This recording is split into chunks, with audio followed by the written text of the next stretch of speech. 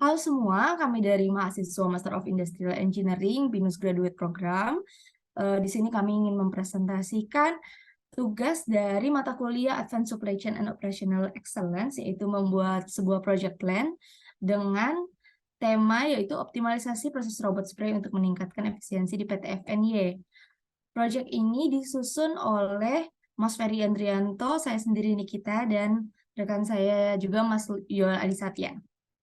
Seperti yang sudah dikatakan sebelumnya, proyek ini bertemakan optimasi dari spray robot proses untuk meningkatkan efisiensi yang dilakukan oleh Departemen Engineering, kemudian dengan fokus area meningkatkan efisiensi robot dan juga proses atau produk dari proyek ini adalah robot spray proses. Dalam proyek ini terdiri dari 8 bagian atau konten dari project propose, executive summary, project overview, hingga ke bagian approval. Yang pertama kita masuk ke project propose. Diawali dengan visi company untuk menjadi target benchmarking factory. PT FNY saat ini mempunyai goal untuk menjadi manufaktur terbaik dalam kancah global.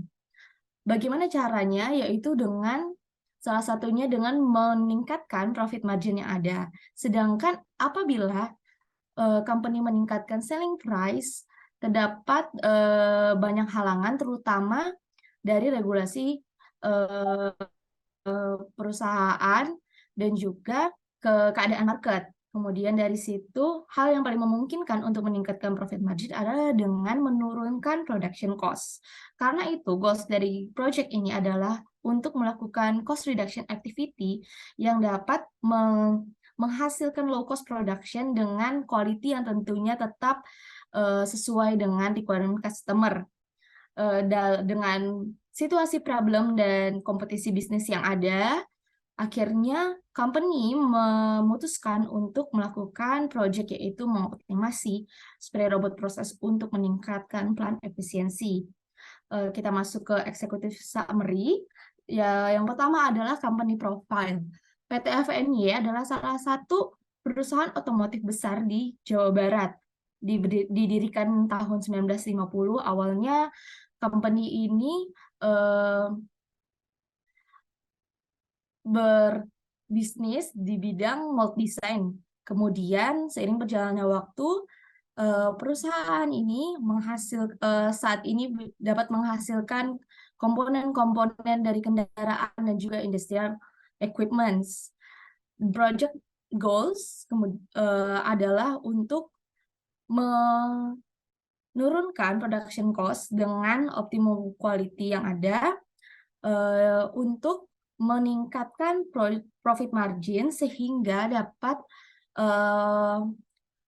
mengarahkan sesuai dengan visi perusahaan, dapat berkompetisi dengan manufacturing otomotif lain dan menjadi manufacturing terbaik di kancah global. Objektif yang ada pun yaitu dengan menganalisis keseluruhan sistem produksi dan menemukan faktor-faktor yang berimpact kepada efisiensi di spray painting area. Kemudian dari situ kita mencari improvement solution yang memungkinkan kita dapat menurunkan cycle time yang ada sehingga efisiensi dari proses juga meningkat dan kita adakan juga training kepada karyawan-karyawan. Scope dari project ini adalah durasi project yang ada kita targetkan dalam 1 tahun dari 5 Januari 2023 hingga 5 Januari 2024 dengan estimasi budget sekitar 30 juta rupiah. Kemudian ada juga asumsi-asumsi dalam project ini seperti keseluruhan tim memiliki skill-skill yang dibutuhkan, kemudian equipment yang ada dalam keadaan baik, kemudian seperti dalam sehari pekerjaan dilakukan selama 8 jam dan sebagainya. Kemudian cost juga, total cost yang diperkirakan akan habis sekitar 25.796.000. Adapun approach yang kita lakukan seperti menggunakan metode DMAIC, Define, Measure, Analyze, Improve, dan Control untuk tracking setiap project phase yang ada, kemudian Ada pula beberapa risiko-risiko yang mungkin kita hadapi seperti unplanned work that must be accommodate, kemudian ada juga workload tambahan dan waktu yang singkat karena mungkin akan ada new direction atau karena policy dan lainnya. Lanjut untuk project overview akan dijelaskan oleh rekan saya. Selanjutnya ada project overview, di mana PT FNY memiliki 4 lini produksi utama, yaitu area press, welding, binding, dan assembling. Dan dari data yang didapat, faktor yang paling mempengaruhi efisiensi adalah pada area pengecetan, yaitu proses robot spray. Proses robot spray sendiri ada 3 tahapan, yaitu proses primary, base, dan clear top coat. Berdasarkan data yang diperoleh, proses primer memiliki efisiensi yang rendah. Dan setelah dilakukan analisa, diketahui bahwa robot tersebut dalam prosesnya sering diam atau idle position. Jadi diputuskan dalam proyek ini adalah untuk mengurangi waktu idle dari robot penyemprotan primer. Lalu di sini ada project scope, di mana ada goals. Bagian ini membahas ruang lingkup proyek. Pertama, tujuan dan sasaran dijelaskan, kemudian dampak organisasi proyek dijelaskan, lalu daftar subbagian berikut, kiriman proyek dan pemangku kepentingan proyek dan persyaratan. Akhirnya, perkiraan biaya dan jadwal proyek disajikan. Untuk goal sendiri, tujuan dari proyek adalah untuk menemukan dan memperbaiki faktor-faktor yang mempengaruhi biaya produksi yang mengarah pada kegiatan pengurangan biaya. Dengan demikian, perusahaan dapat menurunkan biaya reproduksi dan secara otomatis meningkatkan margin keuntungan. Sebagian perusahaan dapat bersaing dengan manufaktur otomotif lain untuk sukses dan menjadi pabrik manufaktur terbaik di tingkat global. Lalu untuk objektif itu mengurangi waktu idle robot spray top coat khususnya pada tahap primer di area pengecetan untuk meningkatkan efisiensi produk. Lalu mengembangkan dukungan teknis dan keterampilan operator dengan melakukan pelatihan atau enhancement program tentang keselamatan, pengetahuan suku cadang, pembatasan gerak, dan penggunaan liontin dan pemrograman gerak. Lalu juga ada organizational impact, di mana organisasi PT FNY Automotive Manufacturing dan impact-nya adalah PT FNY ini otomotif adalah tempat proyek ini berlangsung, dukungan dari semua bagian dari produksi, kualitas dan lain-lain sangat diperlukan karena proyek ini memerlukan usaha tambahan dari setiap bagian untuk mendukung keberhasilan proyek tanpa mengganggu aktivitas produksi. Keputusan manajemen untuk menyetujui anggaran yang diusulkan akan berdampak pada proyek jika anggaran meningkat. Maka dampak positif yang didapat karena teknologi atau mesin dapat ditingkatkan selama proyek ini. Jika tidak, penurunan anggaran akan menghambat keberhasilan proyek.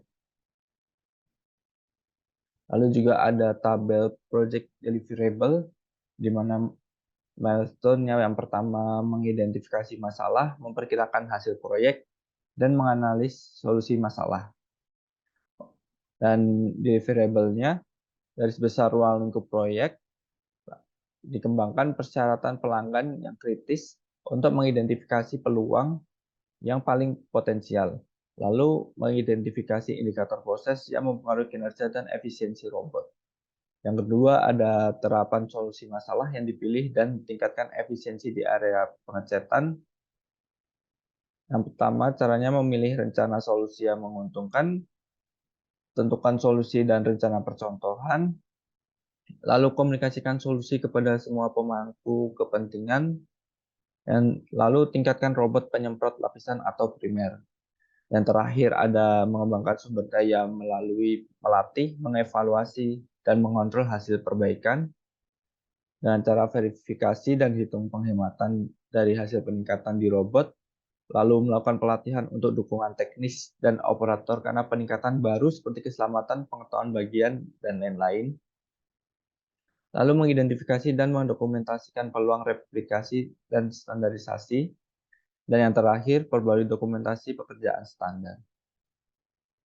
Di sini ada project estimate cost dan schedule atau struktur yang biasa kita kenal dengan struktur WBS, di mana proyek ini optimizing the spray robot process dibagi menjadi 6 tahap ya seperti yang dapat dilihat. Yang pertama ada initiation yang dilakukan dengan cara determine critical to quality, lalu define treat them option, lalu project scope, lanjut ke planning dengan tahapan create project schedule, collecting data efficiency of planting process, collecting data efficiency of spray robot, determine target of improvement, define all root causes, lalu verify root causes.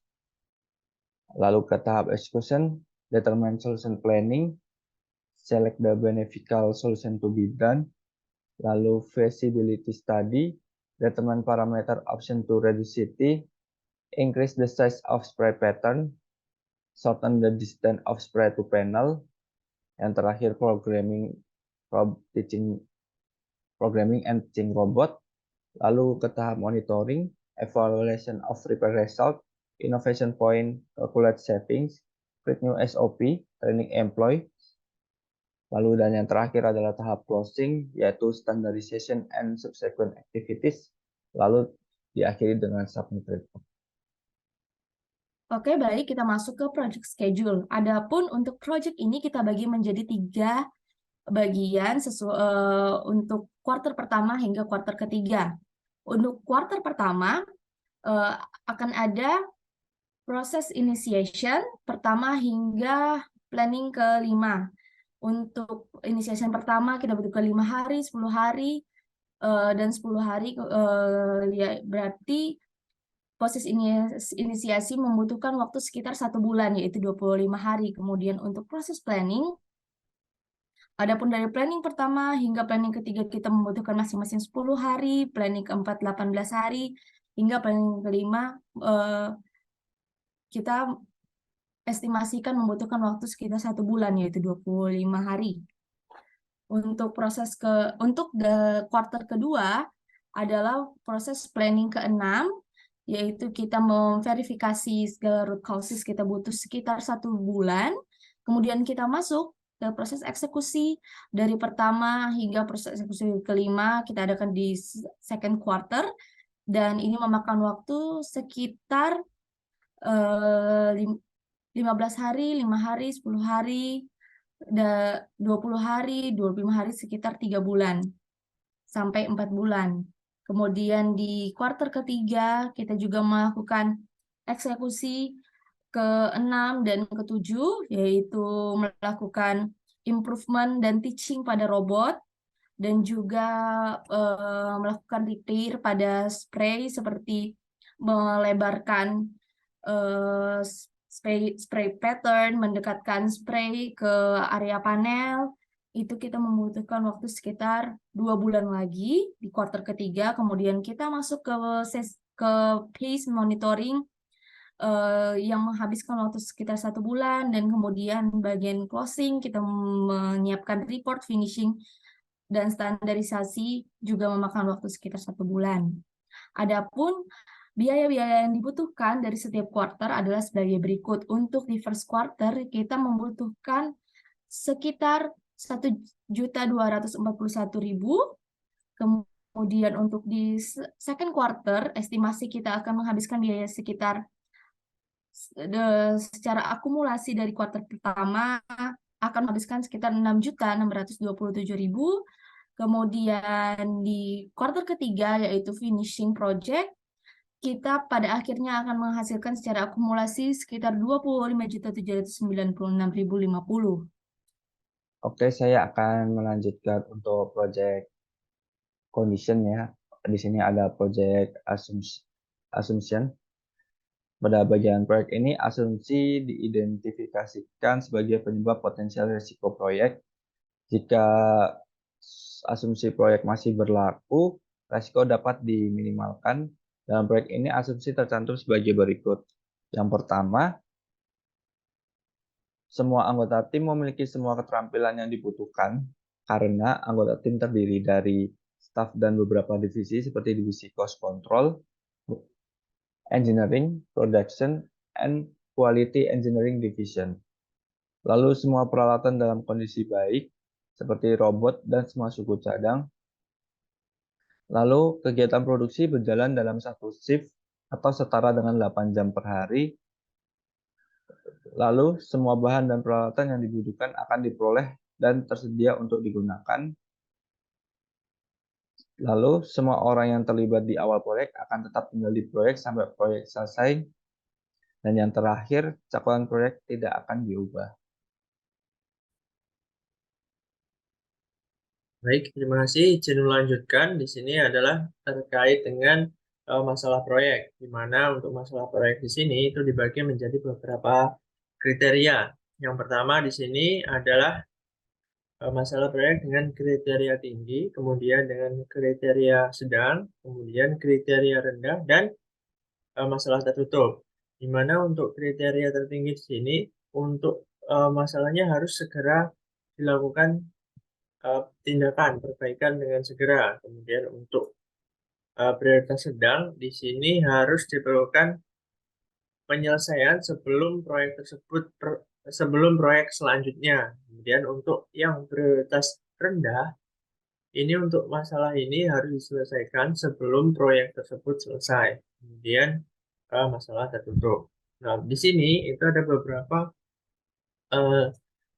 contoh dari masalah berdasarkan prioritasnya. Di sini dialami oleh project staff, project manager, di mana di sini memiliki tingkat prioritasnya masing-masing. Dengan contohnya di sini misal untuk project staff itu memiliki kekurangan pengetahuan tentang budget. Dan statusnya di sini harus implementasi sistem kromatografi cair yang tinggi dan seterusnya. Nah, kemudian di sini adalah resiko proyek yang dialami, di mana di sini ditemukan ada 5 kemungkinan resiko. Yang pertama yaitu pekerjaan yang tidak direncanakan, kemudian arah kebijakan atau undang-undang baru, kemudian yang ketiga adalah kontrol atas prioritas staff, yang keempat adalah kesalahan penjadwalan, dan yang kelima adalah konflik proyek yang belum terselesaikan, di mana untuk kelima risk area ini memiliki likelihood yang berbeda-beda, mulai dari medium, low, medium, high, dan medium. Dan untuk risk owner-nya sendiri juga berbeda, dialami oleh beberapa owner. Di sini salah satu contohnya adalah pekerjaan yang tidak direncanakan. Untuk likelihood-nya itu termasuk medium, kemudian dialami oleh project team, di mana untuk project impact-nya di sini yaitu periksa rencana proyek, terutama penjadwalan proyek, kemudian pastikan itu tidak bertentangan dengan proyek sebelumnya, kemudian dokumentasikan semua asumsi proyek, dan komunikasikan dengan manajer proyek. Seperti ini untuk project risk-nya. Kemudian lanjut untuk project batasan proyeknya, di sini ada 3. Yang pertama yaitu proyek harus selesai dalam kurun waktu 1 tahun, dimulai dari 5 Januari 2023 sampai dengan 5 Januari 2024. Kemudian yang kedua adalah proyek harus diselesaikan dengan anggaran kurang lebih 25.796.000. Dan yang terakhir adalah hanya 6 staf yang ditugaskan dalam proyek ini. Nah, berikut ini adalah gambaran dari project organisasinya, strukturnya, yaitu dimulai dari project director, kemudian di bawahnya ada project manager, kemudian ada treasury, dan memiliki 3 project member. Nah, di mana untuk setiap anggotanya itu memiliki peran dan tanggung jawab masing-masing, di mana di sini untuk project direktur dipegang oleh Bapak Riki Setiawan yang memiliki tanggung jawab untuk membantu karyawan dalam pertumbuhan dan perkembangan dengan membangun pendidikan dalam rangka untuk menyelesaikan proyeknya. Kemudian di sini ada project manager diduduki oleh saya sendiri yaitu Ferry Andrianto yang bertugas untuk membangun dan memfasilitasi tim pembangunan produk yang relatif efektif di sini. Maksudnya yang lebih efektif. Kemudian memonitoring kemajuan dan bekerja sama dengan anggota proyek untuk melakukan penelitian. Kemudian yang tiga ada treasury, diduduki oleh Mbak Nikita, yang memiliki tanggung jawab kepada pemimpin proyek dan mengatur pembiayaan sesuai dengan peraturan yang berlaku untuk pelaksanaan keuangannya. Kemudian yang terakhir ada project member, ini beranggotakan 3 orang. Di sini ada Mas Yul Adib Satya, Mbak Anita Fedora, dan Mas Bagus Eko Saputra yang bertugas untuk mengelola bawahan dalam melaksanakan pembuatan robot semprotnya, perbaikan, dan perawatan mesinnya. Nah, berikut ini adalah approval-nya ini dibuat oleh saya sendiri, Ferry Andrianto, dan disetujui oleh Bapak Riki Setiawan. Dan mungkin cukup itu saja yang bisa saya sampaikan dari presentasi tugas project plan kali ini. Ada kurang lebihnya kami mohon maaf dari tim 7.